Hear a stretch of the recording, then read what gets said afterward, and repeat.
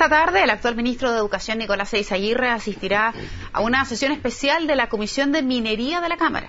Esto con el propósito de analizar el caso Codelco y puntualmente la denuncia del exdirector de la estatal Andrés Tagle, quien aseguró que la cuprífera habría dejado de percibir del orden de 4.700 millones de dólares en negocios a futuro durante la gestión de Eizaguirre en el Ministerio de Hacienda, eso en la administración del presidente Ricardo Lagos. Queremos ahondar en ese asunto. Nos acompaña aquí el diputado de la UDI, integrante de la Comisión de Minería, Felipe Huert. Diputado, gracias por venir. ¿Cómo le va? Muy bien, muchas gracias.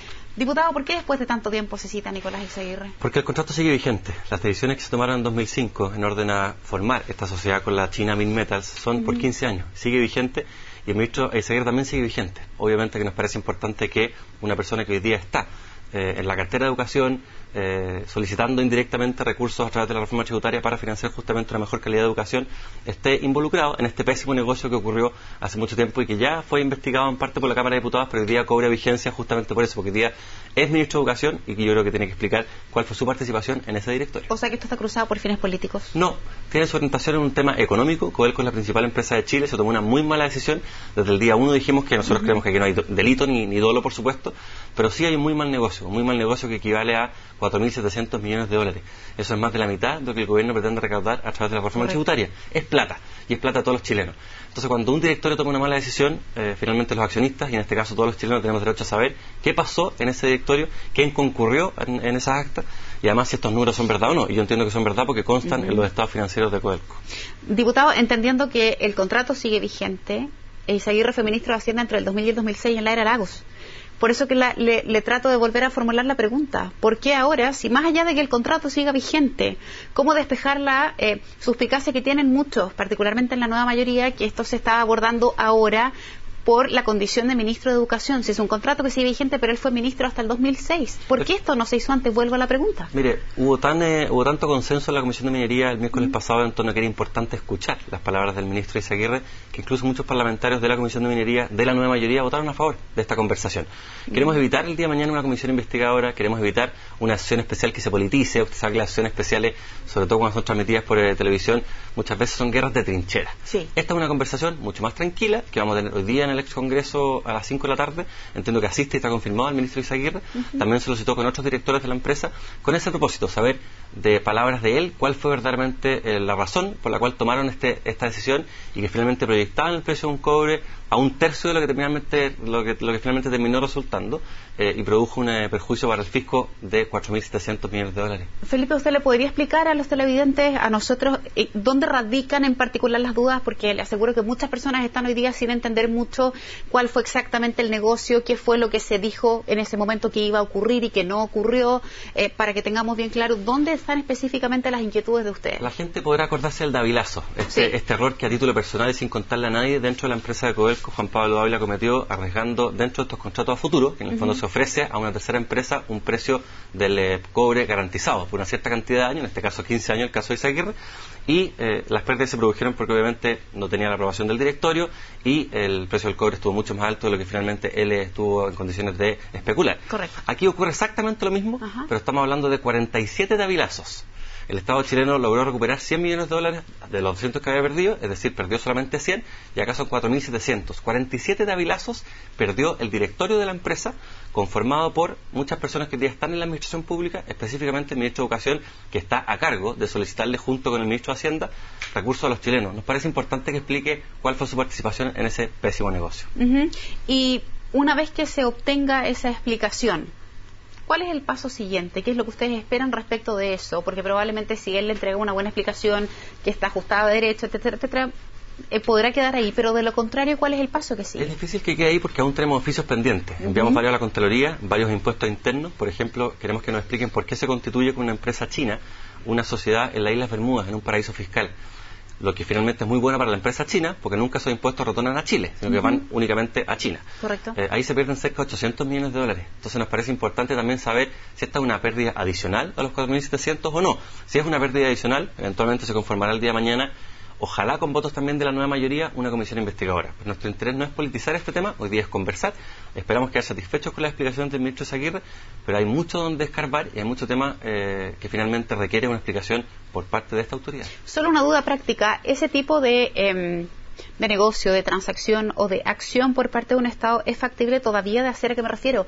Que se pueda prometer un precio de cobre a tan largo plazo cuando sabemos que el precio del cobre efectivamente uno puede tener, igual que la benzina y otros, pero determinados parámetros, pero en un plazo tan largo es muy difícil manejarlo. Entonces la pregunta que uno se hace es si eso no resulta riesgoso, y de ser así, bueno, poner algún tipo de atajo legal o alguna herramienta que permita que eso no siga ocurriendo. Esa pregunta de sentido común finalmente es la que nosotros nos hace citar al ministro Izaguirre, porque no comprendemos por qué en un plazo de 15 años se ofrece una cierta cantidad de cobre, que son 800.000 toneladas en el caso de la minera china, a un precio determinado, sabiendo que el cobre especula, sube y baja. Correcto. Y que finalmente uno puede garantizar un precio mínimo, pero equivocarse en un 200% es importante. Pero a nivel legal, por ejemplo, a nivel de Congreso no hay nada que uno pudiera decir, mire, sabe que vamos a legislar y poner freno respecto de que en el futuro ningún gobierno, ningún ministro corra con colores propios prometiendo probablemente precios que en el futuro no van a permitir garantizar cierto margen. Ese es el tema después de la conversación con el ministro. Nosotros pensamos, y existe bastante consenso también con los parlamentarios de la nueva mayoría,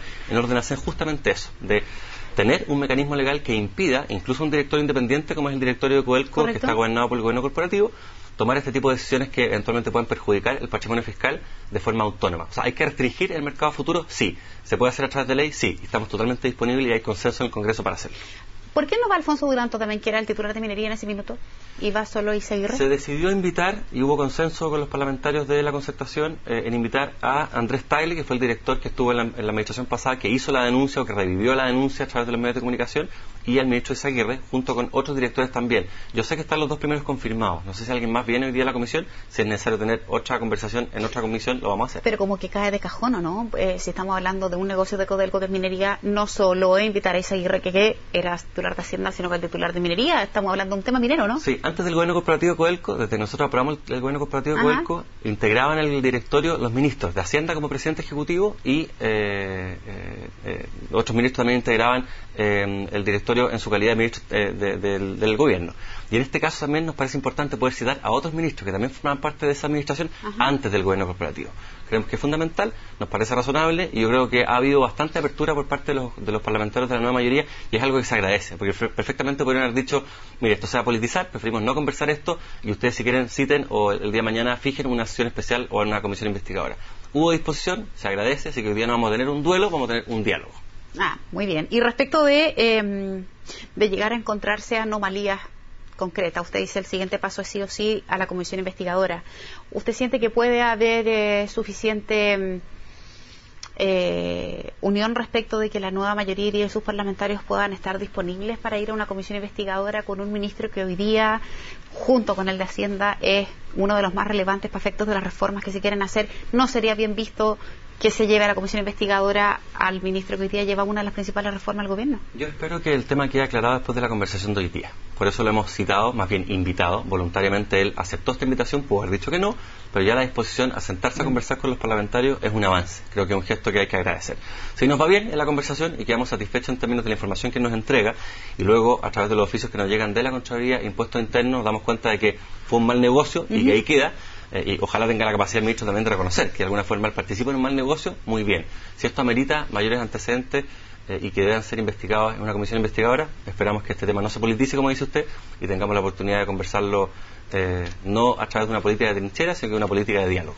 Diputado, hay otro tema también que viene presente en la prensa hoy, nada que ver con la minería, pero quiero aprovechar de consultárselo. Usted también viene mencionado, porque usted lo ha abordado en otras oportunidades, tiene que ver con cómo la Comisión Política de su partido quiere discutir, analizar, debatir y enfrentar nuevamente la despenalización de la marihuana, uno de los aspectos que el Ministerio de Salud también ha estado abordando en los últimos días. A usted en lo particular, ¿qué impresión tiene respecto de eso? Mira, totalmente disponible, y no disponible teóricamente nomás a través de estas comisiones que a veces forma la presidenta Bachelet, disponible a cambiar de opinión, si tenemos los argumentos y fundamentos enfrente que así lo ameritan, a estudiar la ley. Creemos que hay que reevaluar muchos mecanismos que hoy día están funcionando en nuestra sociedad, muchas leyes que están de alguna forma también bastante anticuadas, y yo creo que este es un tema que requiere investigación, pero requiere investigación y diálogo de verdad. Me insisto, no a través de comisiones en las que nosotros no participamos. La presidenta Bachelet, lamentablemente, la UDI la ha dejado muy fuera de las comisiones que ha formado. Este Chile inclusivo no se ha notado en las comisiones que ha formado, y en este tema que hoy día está generando este debate en la sociedad nos gustaría estar. Y respecto de eso, usted, por ejemplo, en la despenalización de la marihuana, ¿le y de la revisión de la ley 20.000 es partidario de, por ejemplo, la marihuana para uso terapéutico, en esa apertura ya escuchar, incluso usted me dice, mire, yo podría cambiar de opinión en la medida que haya fundamento. Sí. De esos fundamentos estamos hablando, ¿en qué dirección? Yo creo que teniendo mucho cuidado y logrando buenos límites, buenas fronteras en el tema del uso farmacéutico y finalmente con fines terapéuticos, obviamente que podemos encontrar un consenso en que ahí hay un camino que se puede abrir, siempre y cuando que nos sirva después de ventana para liberalizar el uso y el comercio de esta droga. Diputado, le quiero agradecer mucho haber venido al estudio CNN y abordar esos dos temas. Que tengo muy buen día. Que tenga buen día, gracias. Nosotros nos vamos al corte, 12:27, volvemos enseguida con más noticias.